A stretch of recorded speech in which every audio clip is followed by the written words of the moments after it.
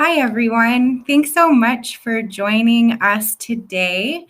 My name is Hillary, and I am here with Maine Access Points with our dear friend, Kate Vaughn. We are so excited to have Kate here to talk with us about the intersection of harm reduction and birth work, and all kind of that beautiful space in between. So just a couple logistics. We really hope that there can be space for folks to engage in this conversation. Certainly it's a little different through messaging, but we're going to keep our eye on the chat box. Please ask questions, give thoughts, give feedback, and we hope that this can be kind of dynamic and conversational, and you can help us figure out where we go in this conversation. Something I'm really thankful about when having this space with Kate is that we can kind of just hold a conversation between the two of us. And so this is pretty unstructured, which is exciting. And so there's a lot of space for you all to help guide us. So Kate is a member of the Maine Access Points team. She is a community naloxone distributor with us, and then does a bunch of really rad, powerful work as a partner in community as well. So Kate, I am just going to kind of pass it on to you to introduce yourself, to introduce the work that you do. And I guess 1 second before I do that, I just want to recognize that the conversation that we're going to have today can certainly bring things up. And so on your screen, there is a phone number, 207-319-8823. That's the MAP number. I'm connected to that number, and I'm really happy to connect with you following the training. And just be available. You can also reach out to us for access to harm reduction supplies, naloxone, overdose education, and just, connection and care. So we'll keep that, keep our information up there. You can call, text, or signal, and I'll be available after. So Kate, introduction over, please kind of, take the floor. Thanks, Hill. So hi, everybody. I'm really excited to be here with Hillary and really grateful that we can just have a pretty loose conversation, because Hillary really is a partner in all of this work that I do, and someone who's really held a lot of space for me in it. So I'm Kate Vaughn. I use she and her pronouns, and I am a MAP distributor, a harm reductionist, and a birth worker and childbirth educator. And so a lot of what we'll be talking about today is how harm reduction and birth work are deeply intertwined, and particularly in the sort of practice that I'm trying to have and bring into Maine, and hopefully grow with other people who want to work at those intersections. And in addition to doing birth work, I work in reproductive rights and am very involved in supporting access to abortion, abortion care and services, whether that's through a clinic or self-managed abortion. And so just to say that the repro work I do is really the full spectrum of experience that people can have in their reproductive lives. And I am starting a birthwork practice that's based in Maine that is called Birthing Solidarity. And I'm really excited to be here. Thanks so much, Kate. So, certainly anyone can ask questions as we go, but we have, a little content, some questions prepared, and some conversation prepared. So, Kate, I guess I'll just start by asking kind of some of those initial questions that we had. How are you thinking of childbirth education as a harm reduction practice and tool? And what does it mean to center birthing folks who use used drugs in childbirth education, and how does this change the approach? Mhm. Let's hear a little bit about that. Yeah, so childbirth ed, for people who aren't familiar, is, something that's been around a long time, and it's really meant to be education that informs and supports birthing people and their support systems, their families and friends, to know what to expect in pregnancy and giving birth in the immediate postpartum period. And childbirth ed really didn't used to be centered in hospitals, and hospitals began to sort of take over that practice of offering childbirth education, and of course, and now that's pretty ubiquitous and it's easy to access. A lot of hospitals do that for free or very, very inexpensively. And I think community-based ed in general, childbirth ed, is a harm reduction practice, because a hospital, no matter how good individual providers might be, a hospital has a stake in maintaining their own protocols, in protecting themselves as an institution. And so with childbirth ed in a community-based way that is not tied to a particular hospital, not interested in questions of liability around a hospital, that's a harm reduction tool for everyone, whether people use drugs or not, because it's really important to get information that doesn't have an agenda except you having birth on your own terms, and being, fully prepared in the ways you want to be. So I just think it's important to name that. But particularly, I was interested in doing childbirth ed that offering courses that center people who use drugs actively or in treatment or recovery, because there are really particular experiences that people who are in that population have in hospitals.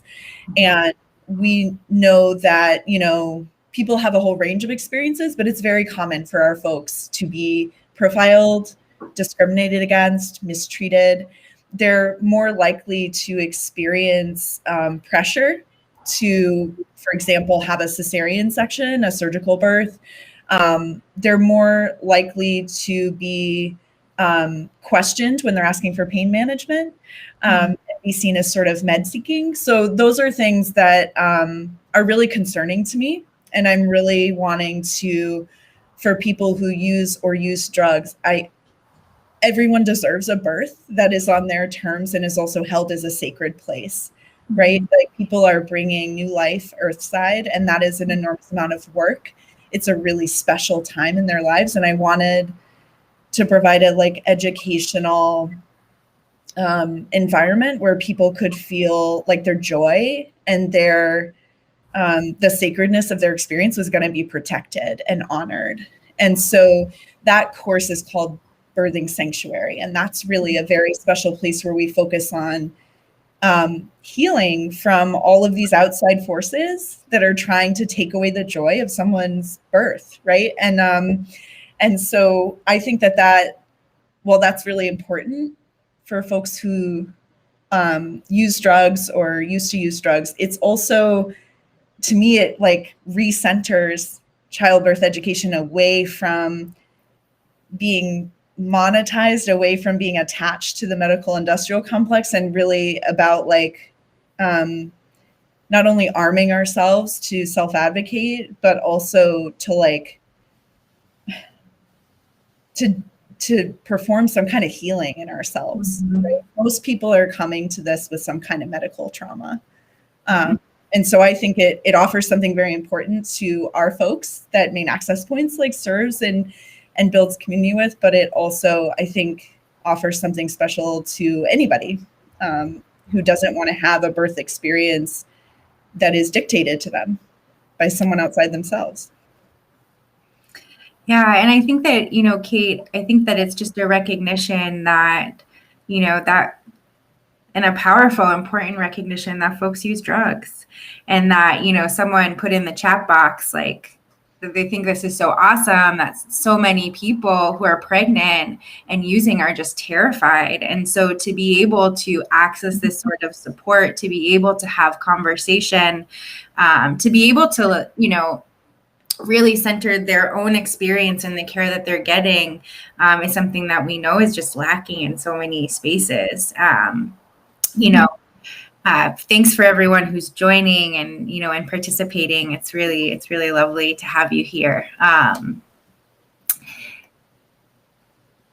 So, Kate, I'm wondering if we can kind of situate in a conversation surrounding how being an abolitionist really relates to your work in reproductive justice and harm reduction, where you see that kind of foundational belief system guiding this work. And maybe we can just spend a little time here. Yeah, that's such a rich question. Like abolition is in everything, right? I really believe in trying to live abolition in daily practice. And in terms of this work, Birthwork, abolition is absolutely the heart of it. And in so many ways. But one, I'd say like the first way is we have a medical system that is very punitive towards people who use drugs or have histories of drug use, period. There's a real carceral logic, right, to how people are treated in the medical system. And so people are reported, right? They're reported to social service agencies. They're reported to police. People are criminalized all the time. The medical system is an active partner in that process, unfortunately. So, this work for me is harm reduction in a system that is punitive, right? So it's trying to say, how can we mitigate the harms of a punitive approach, particularly to pregnant people?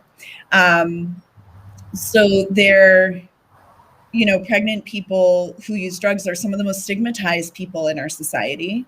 And they're faced with so many choices about, if I tell the truth about my use, about my needs, I'm going to be punished. And potentially I'm going to be deemed unfit to raise my own children. And so I want us to build a system of care, medical care, that is not punitive. We can't have medical care and be punitive at the same time. So that's just part of the foundational sort of understanding. And particularly what I see in Birthwork is that providers and the general public are really concerned with the health of the newborns, right, of infants, to the total exclusion almost of the person who's carrying that baby and bringing them into the world, and like protecting them with their own body, right? Like they built this person in their body and that's a pretty miraculous thing.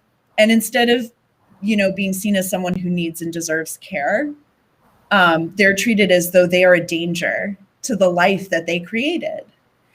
So there's a lot of misinformation about the effects that substance use has on children, newborn children. And that leads people, I think, to be pretty callous to the birthing folks. And so, I think abolition is about expansion of care.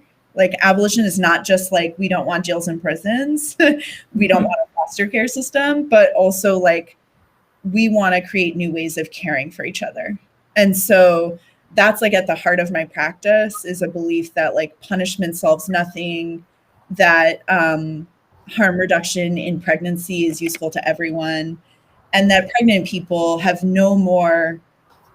they shouldn't have more of a higher standard of behavior than other people. That's just not fair, not right. So yeah, so I mean, those are some like foundational ways that I think about abolition, but also just to recognize like many of the people that are centered in this work, like they're survivors of the drug war. And that means that a lot of them have experienced incarceration themselves, have lost loved ones to incarceration and the sort of, social death that comes with that. And also have lost people to overdose too, right? They have been harmed in a number of ways by the drug war. And so this work is also about, like, we have to end the drug war. Like, there's no other way to like protect children, to protect families. Like, that's essential. Yeah, so those are some of the ways that I think about abolition, and I'm curious if you see more ways or what you think about that, Hill. Yeah, and I was, if anyone knows me in this life, multitasking and technology is really not my strong suit. And so I'm looking at some of the comments that are coming in as well. And, I think in this conversation and centering in birthwork, I always hear from you, kind of this like ongoing commitment to people, throughout the process of, your support isn't ending right after someone has given birth, and that part of being a birth worker, and part of being a harm reductionist is like that ongoing care and commitment, and the fierce solidarity when someone is navigating and within child protective services. And I see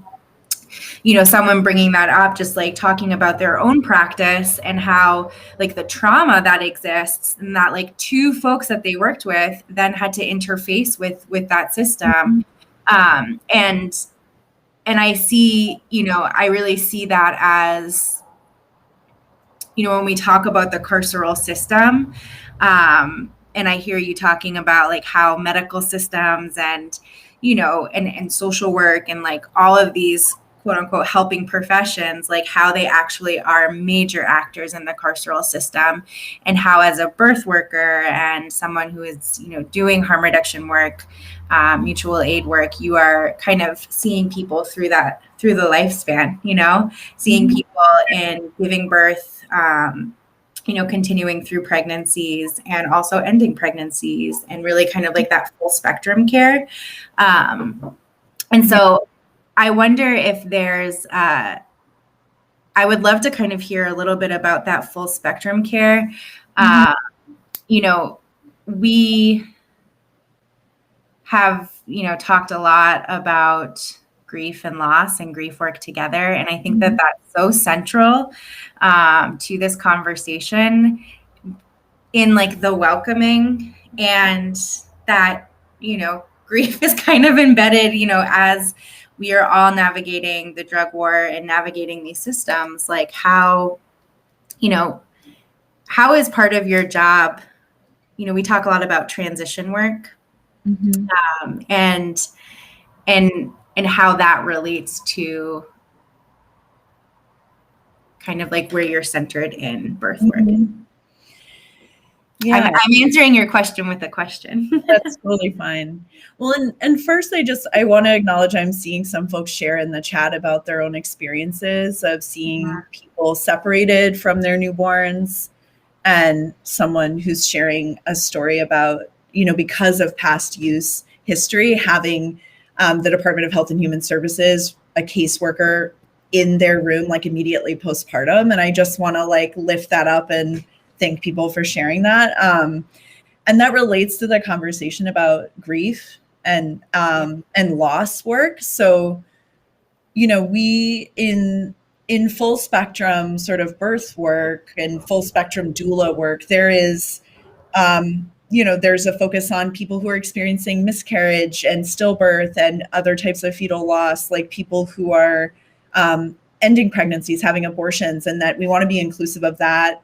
And we talk a lot about loss and like, how do you, hold space for someone who's experiencing that kind of loss? And the kind of loss that is very common with the folks that I serve is this other type of loss, which is family separation, by what is called the child welfare system, but we know and call it the family policing system, right? And so that type of loss is not one that I've seen in doula trainings, haven't seen it addressed as a type of loss, or someone who is separated because they're incarcerated when they give birth and they have to go back to a prison, and their newborn goes somewhere else. And so that type of loss is extremely heavy. And that is a lot of, I think part of what makes it even heavier is that it's not talked about as loss, right? It's talked about as like, oh, well, you messed up, you did something wrong, and now you've lost the privilege of having your child with you. And that's just horrible. So, loss is a part of this work. It's more, I go into it knowing that the people that I'm trying to center and reach are more likely than other people to have a social worker in their room, not even 24 hours after giving birth, right? So there's no sort of honeymoon period. There's no sort of like space in which they're allowed to heal. They're immediately confronted with the fear of, is my child going to be taken? And so that's one type of sort of loss, or like a death that happens. It is a type of death, there are some folks in the movement to abolish the family regulation or family policing system who call that the family death penalty. The termination of parental rights particularly is called the family death penalty. It is a permanent ending of someone's ability to connect with their child, which is really inhumane and something that's really common in our world, particularly for Black and Brown birthing people, and also poor people of all backgrounds, and especially people who use drugs or have in the past. So that's really present in the work, and doing harm reduction work has prepared me for how to hold that, because we experience so much loss all the time. And that's loss, again, to incarceration and to like actual death. And so I think for me, like, we are just trying to hold people through transitions. And that is what we do in harm reduction. That's what you're doing when you respond to an overdose, right? It's like someone's in a moment where they may transition back to being with us, and they may transition to whatever comes after this world. And like, responding in that moment is like doula-ing someone through a transition without knowing the outcome.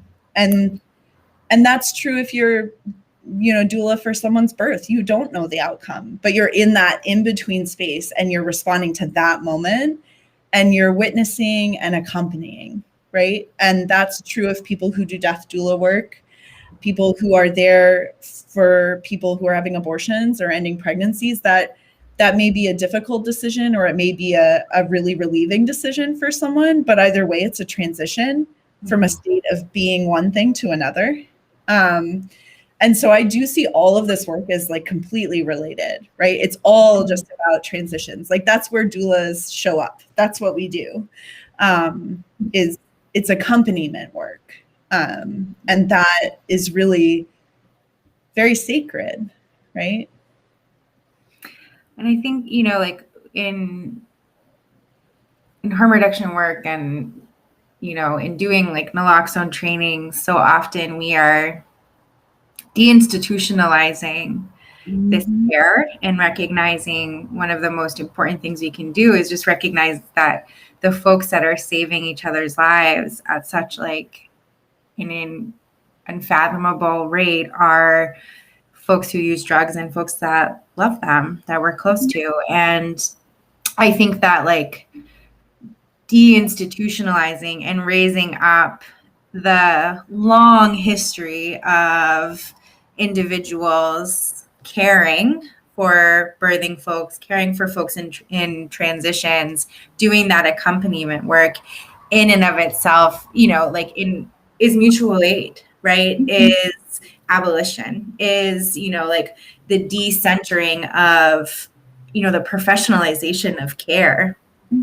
And something that I would really love to see, harm reduction and folks doing harm reduction and reproductive justice, and like, in Maine, right, in our communities, like, where are we coming together? How are we helping to support that transition work? And how are we including community in that? Kate and I are doing a naloxone training next Friday at the Eastern Prom for birth workers, and it's just another example of how our fields connect, and we don't know when we are going to need to respond to an overdose. We don't know when we're going to need to give someone naloxone to provide that care. And, all of our trainings, regardless, are for lay folks, right? And so, like, how do we, we're all the experts of our lives and our situations, and how do we kind of like center that community-based knowledge in this? Because so often, it's taken from us and, put into these systems that really are just recreating all of the harms that we've been trying to get away from. Right.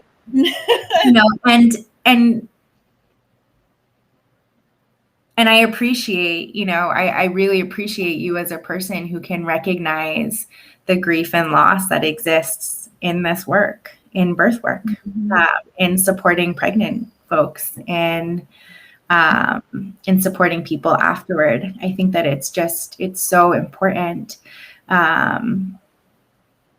because it's all connected. It's so deeply, in how we transition in and out. I'm wondering, I'm like pausing to see if there are thoughts or questions coming from the audience, our community, our friends that are here. Definitely just want to continue to provide space for that. So do share in the chat box. Please do. Well, and I guess, I really do. This work is about lay people, like ordinary folks, right? And that is what being a doula is. Like, we're not medically trained professionals. And that's, and people say that as often as a way of limiting, like, well, there's only so much we can do. And it's actually, to my perspective, there's a ton we can do, because I'm not accountable to anyone but the person who has asked me to accompany them. And that means, like, that's who I'm accountable to. I'm not accountable to a hospital. I'm not accountable to a licensing board. I'm accountable to you if you've asked me to be your birth worker. And there's great power in that. And so, yeah, like, there's so many skills that ordinary folks have that are so invaluable. And we want to change these systems. Like, I want there to be much less trauma and grief when people give birth. Like, there shouldn't be any, right? It should be, there shouldn't be any that's caused by a system. But we practice harm reduction by putting ourselves between that system and that birthing person as much as we can, as an ordinary person. Like, what and that's what that's what Main Access Points does every day. Like, that's what we actually need in this moment. Because, as you and I both know, we have a lot of these systems who are taking our language from our movements of harm reduction, the movements of reproductive justice, which is a movement that was began and continues to be led by Black women, right, in this country, who claimed, there are human rights here to protect ourselves and our families and however we build them.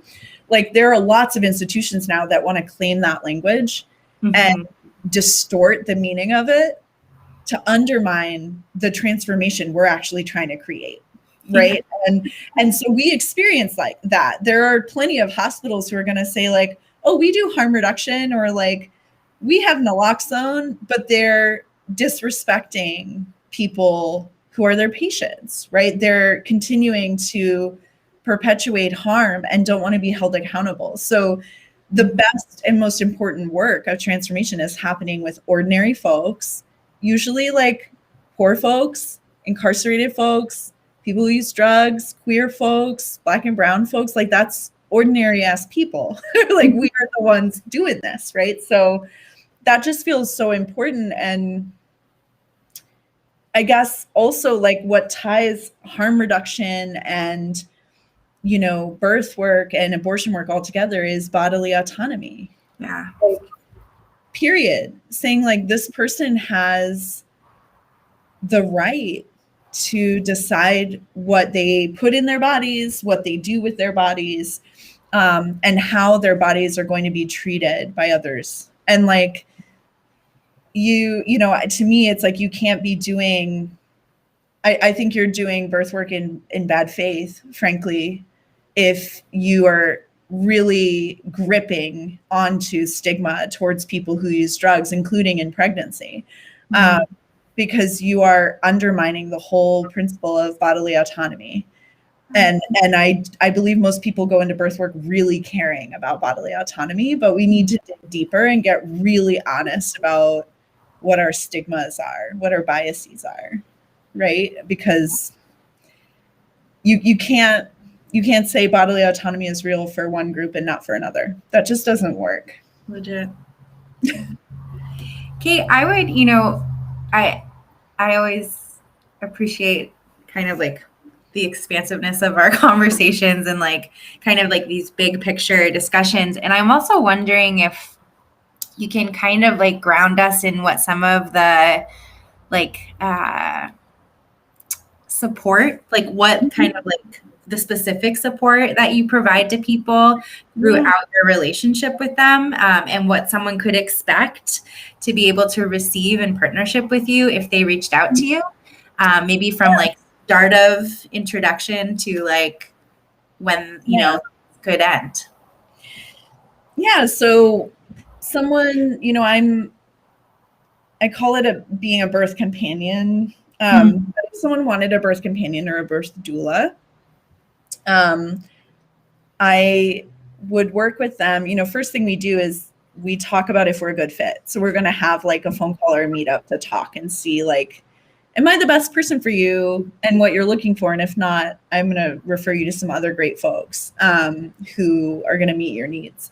But what I do as a birth companion is I'm going to spend a fair amount of time getting to know this person and what they want for their birth experience, what their fears are, what their hopes are, and what kind of information they're looking for. You know, what kind of questions do they have?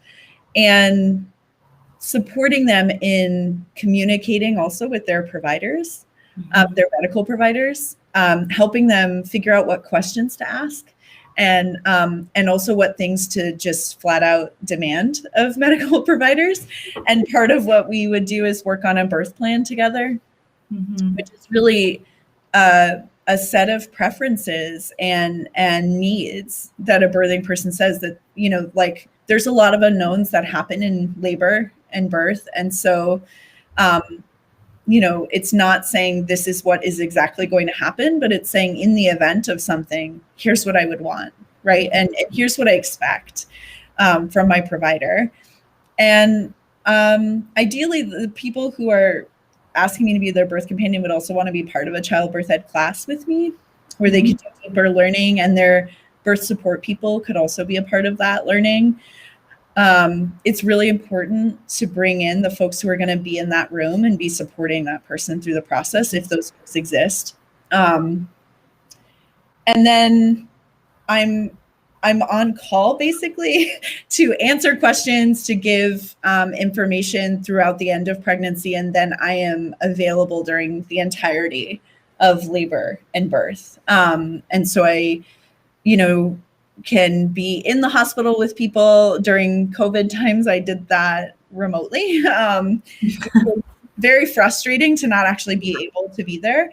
But yeah, that is like total support and presence through that whole period. And, you know, births can take a few hours, they can take a few days, but my commitment is to be there. And then I do some immediate postpartum work as well. So like following up in the hospital, and particularly for folks whose infants who might have some kind of substance exposure, that's a lot of advocacy work that's going to happen around that in that immediate postpartum period, making sure that the birthing person like feels like they know what's going on with their infant and that they're able to spend as much time with them as possible. It's a lot of like, you know, the original place I was trained to be a doula was DONA, which is a very large organization. I think the largest in the world, maybe, that trains doulas.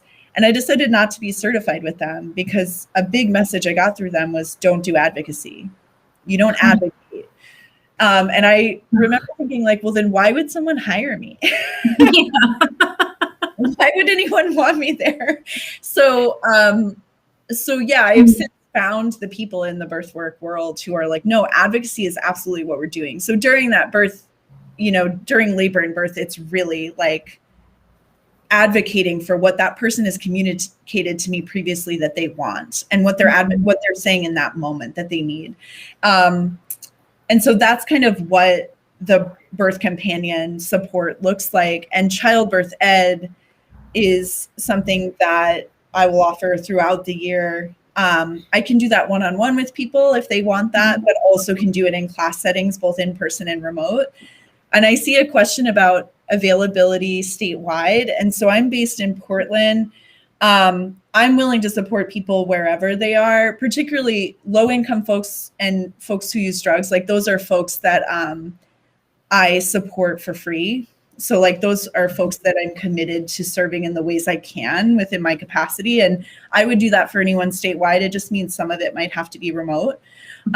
If someone goes into labor in Aroostook County or Washington County, I might not make it there to that hospital. Probably not the in-hospital support, but things before and after. So yeah, and so that just feels important that I'm open to serving all sorts of birthing folks, but I'm really hoping to serve queer folks, trans folks, and low-income people, and people who use drugs. Like that's really important to me. And part of what I'm hoping to do is have folks who have the means to pay for these services to do that at a level that allows me to continue doing community-based free services for people who wouldn't otherwise have that care. Yeah. And that feels like mutual aid and solidarity for real, because it shouldn't be a privilege to have a birth worker with you. And then abortion doula services are always free to anyone. And that's whether someone's having an abortion in a clinic or at home. And I also can do things like work on a birth plan with people and just do kind of like one-on-one consulting with them about particular needs. So it's kind of a range of services. Yeah. Thanks for explaining that. Kate, who, thinking about folks who maybe are, birth workers themselves, and other folks that are just like looking for resources, like who are your teachers? Who is, I hear you kind of talking about finding your community, like who are the folks that are in your community? What are the resources that you really kind of raise up? And we can make that, some of those resources available on our social media pages too. So for folks that are tuning in, I don't know why I keep saying that, tuning in, definitely keep an eye out, and we'll make sure that the resources are shared. And thanks to some folks who are doing that in the chat box right now. Yeah. I mean, there are so many amazing people who have been really generous with me. And like the people who are really my greatest teachers in this work are the birthing people who let me accompany them. Like there's, it's like a very real honor to be invited into someone's birth process and to be there with them postpartum. So like, folks who have been through all of these harmful systems and are still willing to extend that trust and invite me to be there with them. Like, that's a very humbling teacher and really beautiful. And, but there are also folks who have taught me in a lot of ways directly and indirectly. And so, I would say that in terms of like things to read, I guess, like, because I'm a reader, like Dorothy Roberts is a scholar and professor of, medicine and law who wrote Shattered Bonds, The Color of Child Welfare, and Killing the Black Body. And those two books like fundamentally radicalized me in the way that I think about the family policing system, the way I think about coercion and what reproductive freedom really means, and really grounding that understanding in what the systems we live in now that are so harmful. These are the vestiges of enslavement of African and Black Americans, of Native peoples, of immigrant folks, and that's like what this country is built on. And so, you know, I've been invited by a lot of folks to learn how to like think about decolonizing, right, in this work. And so Dorothy Roberts is really central to that. And I am certified as a childbirth educator through Cornerstone trainings. And so shout out to Nikki and Julie Tilsner, who are incredible teachers and harm reductionists. And I was really excited to learn with them because they center harm reduction in birthwork. And so I feel really lucky to work with them and learn from them. There's someone called King Ya, and it's all lowercase, also known as Queer Birthworker on Instagram. And they are run a class called Birthing Beyond the Binary that I had the pleasure of taking this spring, which was exceptional and really asked you to go very deep about queer reproductive justice and about decolonizing birthwork. But in terms of like harm reduction folks, there are so many amazing, generous people. And I want to like name Academy of Perinatal Harm Reduction. And particularly Joelle Puccio, who is an RN and who was really generous with me when I was like saying, I want to do birthwork and harm reduction. And I don't know who those people are. I was directed to Joelle by Indra Lucero, who is also another wonderful person who started Elephant Circle, which is a birth justice organization based in Colorado. So Indra, they're amazing and used to work at National Advocates for Pregnant Women, who are really amazing. And there's also a group in the Bronx called Movement for Family Power. And they are incredible at the work they do they're trying to abolish the family policing system. And they're doing that by lifting up particularly people who are survivors of the drug war, who have had their families policed and separated. And they're doing incredible work. And just a Maine-based thing that feels really important to lift up is Survivor Speak USA, run by Dee Clark here in Maine. And that is a group of survivors of sex trafficking and sexploitation who I've worked with them for years and really closely, and over the years increasingly realizing like these were survivors and also they were mothers who had been through the family policing system. And so they have formed a group called the Family Justice Group that meets every month.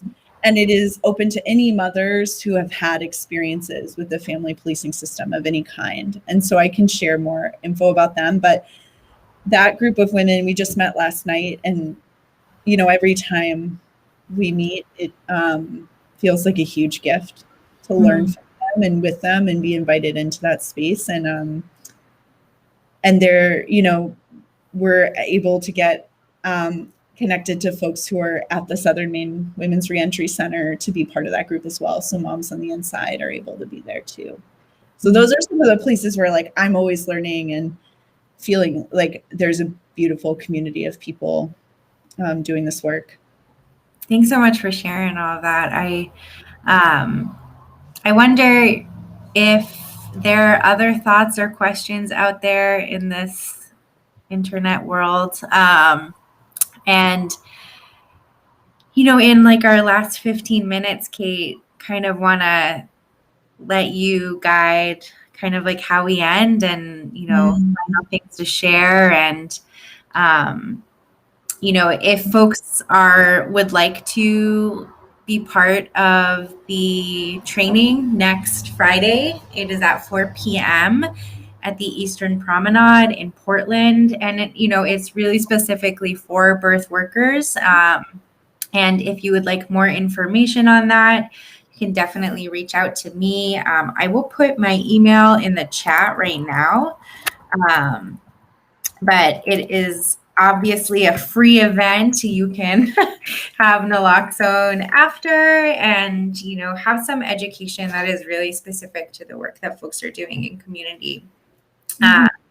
And thanks to All Bodies Birth for setting that up with MAP. Another really wonderful Maine-based resource for sure. Yeah. So I would say follow All Bodies Birth on Instagram. Sierra's amazing, and I'm putting my Instagram in the chat as well, so people can follow me. I'm working on a website, so that'll be up soon. It's funny to think about like how to end. Endings are not. I never really end a conversation so well. Never do. But I guess like I just, I hope that people who are interested in birth work will seriously consider like how to learn and come into community with harm reduction folks. I hope that harm reduction folks, our movement very broadly, will take a deeper interest in the experiences of women and trans folks who can get pregnant because who use drugs, because it's a lot of people, and I don't hear enough about our folks in harm reduction circles. And so I feel really blessed to like be connected with MAP, who's always been open to making those connections, who's always like MAP, and particularly you, Hillary, like you're just such a partner in this with me. And, I was saying to someone yesterday that, birth workers have a lot of secondary trauma that we carry because unfortunately birth is often a dangerous and traumatizing thing in this country. And it shouldn't be, and it doesn't have to be, but it often is. And I was saying like the way that I avoid burnout and the ways I've learned to cope have really come from being in community with folks at MAP and through harm reduction work generally, that like we know how to carry the hard stuff and we know how to sit with that to get, in that together. And like you have just really been such an important part of making it possible for me to do this work. And I just think that's really important to name that, like, I don't know, I think of you as my birth worker buddy. Whether you think of yourself that way or not, like, I feel like we're doing doula work all the time together. And I guess I just really want to impress upon people the power of ordinary folks. Like, don't underestimate yourself. Don't underestimate your communities. We are capable of so much, and we're doing it all the time. And we're doing it without proper funding. We're doing it like, while we're tired and while we're carrying grief. And we're like, I see us building the world that we deserve, like in every interaction we're having in harm reduction, and I feel that we're living abolition, and that's like really what I want to be doing, like this is how we're going to get free, like for real. And so, anyone who wants to be in touch, I just like love to make connections with folks about this, and just keep loving on people who use drugs, please. It's like, it'll change your life in the best ways possible. Yeah. Thanks, Kate. This is kind of the last, it is. It's the last training in our series that we started in, hopes of kind of building community and different knowledge sharing, during COVID, when a time when we were all feeling really kind of isolated from each other. But we do have, an intention and a hope to keep these conversations going in the future. And I hope, I hope folks that are part of our community that are here sharing this time right now with us, or those who, who will view this later, will continue to reach out and let us know, who you want to hear from. If you want to be in conversation with us about something in particular at an intersection. And I just, I think that these moments and these conversations are just so powerful for me to be able to be part of, um, and always just really lovely to connect with folks that we know in these spaces and don't know, and hoping that it kind of just continues the bridging a little bit. So, folks have ideas, please share. Again, my contact information for the MAP phone, 207-319-8823. Please feel free to reach out. And this video is going to be available. It lives on our YouTube page, so feel free to share it. And if you have feedback, on how these trainings and kind of not really trainings, conversations have gone, we would really love to hear them. It's really important that we feel, accountable to our community and make sure what we're doing is situating well. So, 8 extra minutes in a day is never really a bad thing. And so, keep it. I think we can kind of give it just a little bit of time before we end, but also just know that even if you didn't get your questions answered, or you didn't really feel like this was the place to share, there's a lot of opportunities with Kate and with myself and the members of the MAP team, Chelsea in Aroostook County, Jesse in Sanford, Chastity in Washington County. Like, we're here and we're ready to connect with you. So thanks, folks, for being here. It's really appreciated. Thanks, everyone. So we're gonna end the stream, which I'm trying to figure out how to do as I'm standing here. But I found it. So thank you, everyone. I hope that everyone has a good rest of their Friday. Bye.